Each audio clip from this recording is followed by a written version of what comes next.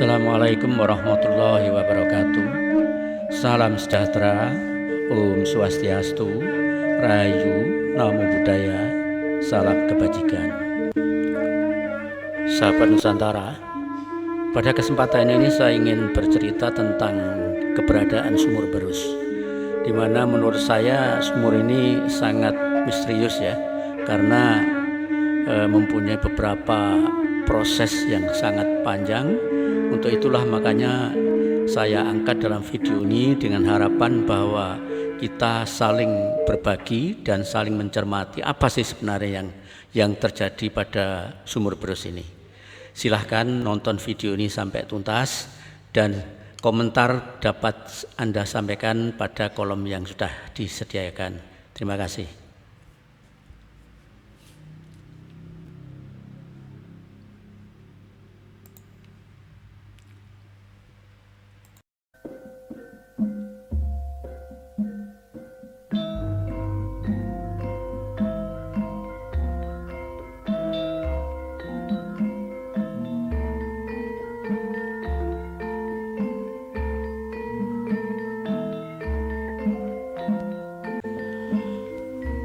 Sahabat Nusantara, Dusun Berus adalah merupakan bagian dari Desa Dermahu Harjo yang berada di Kecamatan Gerabakan, Kabupaten Daerah Tingkat 2 Tuban.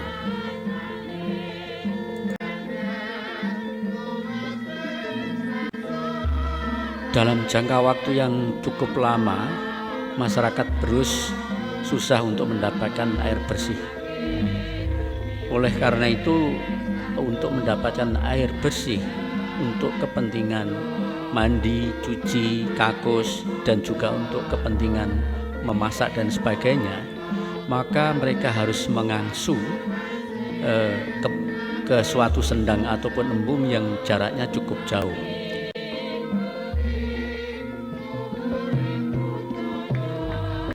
Belum lagi medan atau jalan yang mereka lalui harus naik dan turun sedemikian rupa, sehingga tentu akan menguras tenaga dan sangat menyusahkan.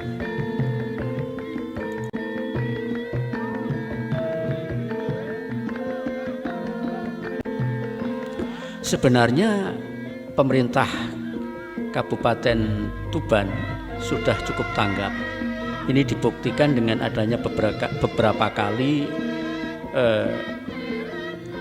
membantu Dusun Berus ini untuk mengadakan air bersih dengan melakukan pengeboran di beberapa titik. Tentu saja hal ini sangat diharapkan oleh masyarakat Berus, karena dengan adanya, jika bantuan ini bisa berhasil mengeluarkan air, tentunya akan sangat membantu kepentingan mereka.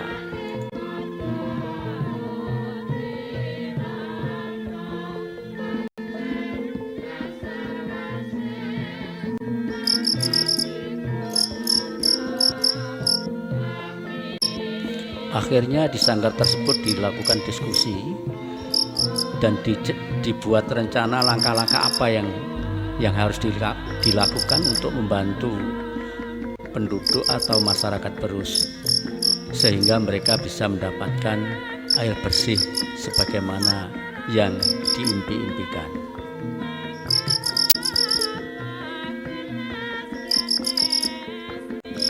Akhirnya diambillah keputusan bahwa komunitas Sanggar Adi Busono akan terjun langsung ke Dusun Berus untuk melakukan action bagaimana supaya setidaknya Sanggar Adi Busono bisa membantu masyarakat Berus untuk mendapatkan air bersih sebagaimana yang selama ini diimpikan.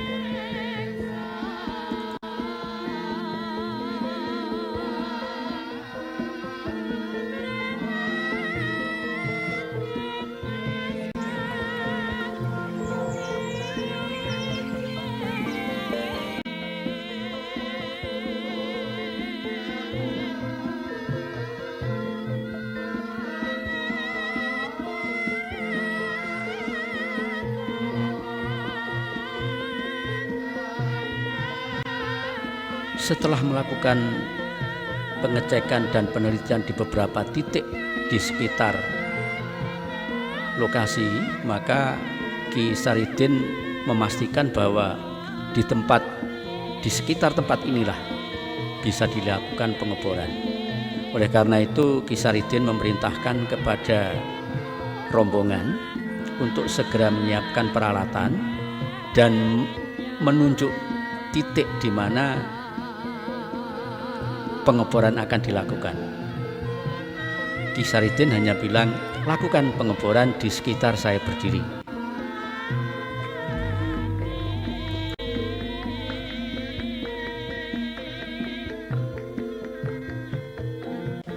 Akhirnya tim pengeboran mempersiapkan alat-alat dan menempatkan pada titik yang sudah ditentukan oleh Ki Saridin.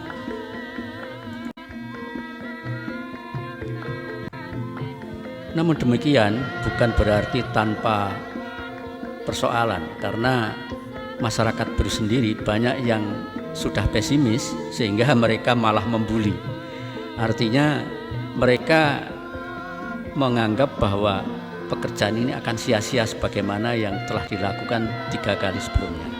Oleh karena itu mereka sering berbisik-bisik antara satu orang dengan orang yang lain yang sifatnya adalah membuli atau meremehkan bahwa apa yang akan dilakukan oleh rombongan dari Adipusono ini, dari Sanggar Adipusono ini akan sia-sia.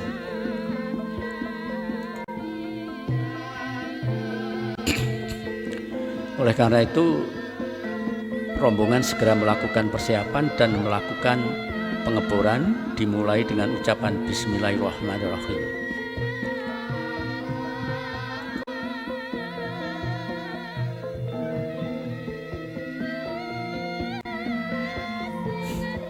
Pengeboran mulai berlangsung, namun pada kedalaman kira-kira 2 pipa atau 8 meter terjadilah suatu persoalan di mana mata bor tidak bisa terus menembus ke dalam tanah, tetapi justru malah mengangkat. Artinya terjadi penolakan dari dalam tanah sehingga bor tidak bisa masuk ke dalam tanah. Oleh karena itu mereka melaporkan kondisi ini kepada Ki Saridin, dan Ki Saridin selalu memberikan motivasi, tidak apa-apa, teruskan pengeboran, sebentar lagi akan tembus. Begitulah Ki Saridin memberikan semangat dan motivasi kepada para rombongan.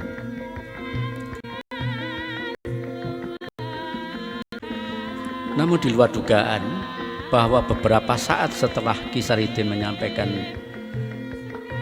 dukungan dan dorongan tadi, maka terdengarlah suara ledakan di dalam sumur yang sedang dibor. Suara ledakan ini cukup mengagetkan rombongan dan mereka saling berdiskusi apa yang terjadi di dalam tanah sehingga terjadi ledakan semacam itu. Dan Ki Saridin cuman terkekeh tertawa dan hanya memberikan semangat, ayo teruskan pengeboran. Begitulah apa yang disampaikan oleh Ki Saridin.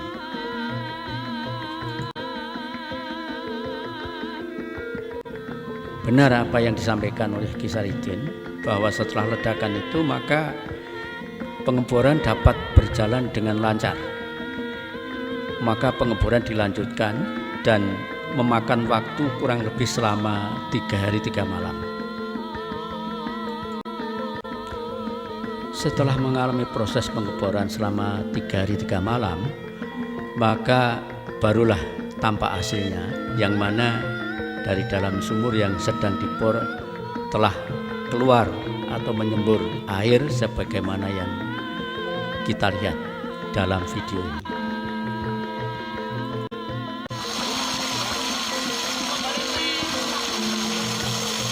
Lali rong video.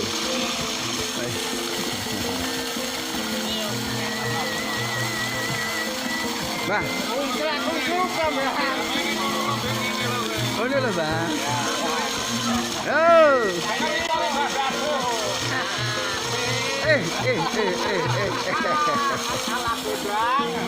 Oke. Sumur Bor mantap, mantap tenan. 3 hari 3 malam sumurnya, airnya sangat segar sekali.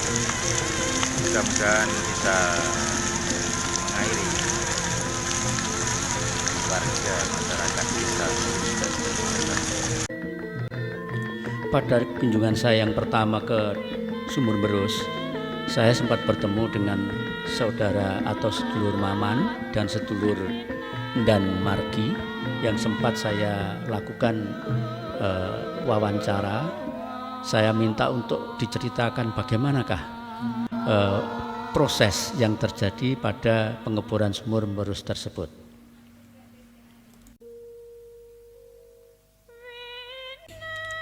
Saat ini Sumur Berus sudah dapat memberikan manfaat kepada masyarakat Dusun Berus dan sekitarnya, sehingga Dusun Berus sudah bisa menikmati air bersih yang selama ini menjadi idaman mereka.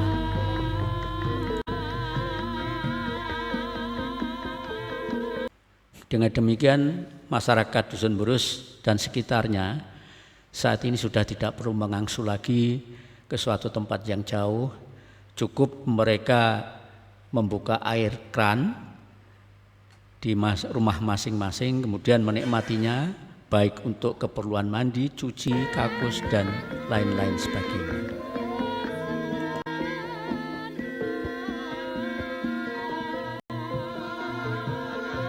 Dengan keberhasilan pengeboran di Sumur Berus ini, maka semua fasilitas bangunan yang sudah dibangun pada era 2018 oleh pemerintah Kabupaten Tuban saat ini bisa dimanfaatkan untuk menampung air dari Sumur Berus untuk kemudian diteruskan ke masing-masing warga Dusun Berus dan sekitarnya.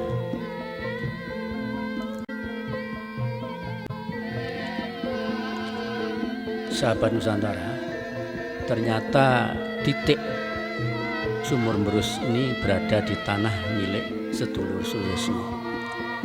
Dan setelah Sumur Berus ini mengeluarkan air yang cukup debitnya untuk kepentingan masyarakat, maka tergerak hatinya lah sedulur Suyesno untuk mewakafkan tanah miliknya ini kepada Sanggar Adipusono. Tentunya hal ini merupakan satu tindakan yang perlu kita contoh, di mana beliau mengorbankan milik atau aset pribadinya untuk kepentingan masyarakat banyak.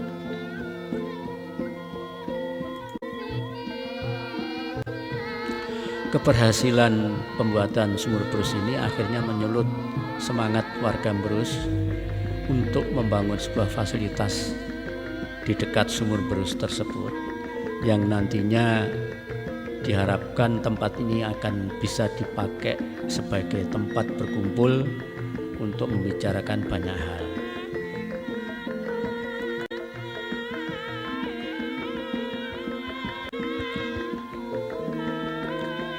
Atas hasil gotong royong dan kerja keras masyarakat Berus, maka tibalah saatnya bangunan yang tadinya dikerjakan bergotong royong oleh masyarakat ini mencapai pada titik yang sangat sakral, yaitu mendirikan kuda-kuda, di mana kuda-kuda ini didirikan adalah tepatnya pukul 11:15 waktu Indonesia Barat pada tanggal 30 Juli 2020. Akhirnya berdirilah sebuah bangunan yang cukup megah dengan bentuk joglo projo, yang nantinya di tempat inilah para sedulur Berus atau masyarakat Berus dapat berkumpul untuk melakukan berbagai kegiatan. Salah satu di antaranya adalah belajar membangun jiwa atau pola spiritual, sehingga nantinya bisa bermanfaat bagi kepentingan masyarakat yang lebih luas. Walaupun belum sempurna bangunan joglo ini setidaknya saat ini sudah bisa digunakan untuk kepentingan berdiskusi maupun kepentingan-kepentingan lain, sehingga betul-betul bangunan ini mempunyai manfaat yang sangat besar.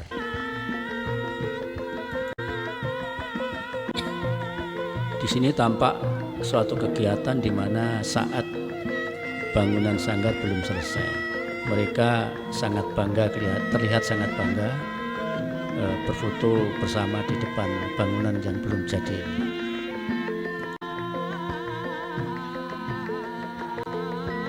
Dari fenomena sumur berus ini tentunya masih menyisakan banyak pertanyaan yang mungkin timbul di dalam hati kita, antara lain adalah sebagai berikut.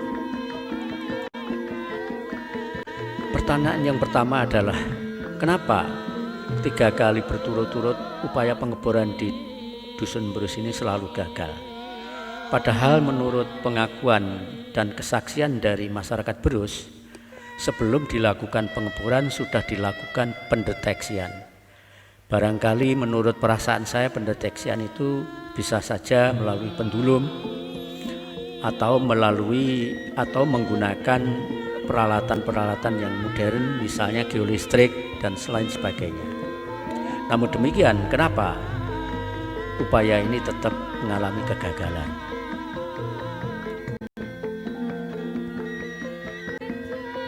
Pertanyaan kedua adalah, posisi sumur Berus itu berada 4 meter di atas sumur APBD. Tetapi kenapa justru yang ada di atasnya malah dapat menghasilkan air bersih? Jawabannya bisa kita lihat di dalam gambar ini. Di dalam gambar ini kita lihat bahwa permukaan tanah yang ada pada titik sumur APBD itu kira-kira sekitar 145 meter di atas permukaan laut. Sementara yang sumur Berus yang sekarang sudah bisa mengeluarkan air atau sudah beroperasi itu berada pada plus 149 di atas permukaan laut. Jadi selisihnya hanya 4 meter, tapi kedalamannya justru menyolok, bahwa sumur Berus ini kedalamannya cuma 32 meter, sementara pada sumur APBD 125 meter tapi belum menyentuh air. Jadi jawabannya jelas, kita lihat. Jadi kalau dari simulasi yang saya gambarkan di sini adalah bahwa pada pengeboran 32 meter ini awalnya membentur batu pada kedalaman 8 meter. Namun setelah batu itu bisa dilunakkan, dalam pengertian bisa dikalahkan, maka baru pengeboran bisa dilanjutkan menyentuh ke rongga yang berisi air. Sementara pada sumur APBD 2018 justru pengeboran berhenti pada 125 meter karena mata bor di situ patah.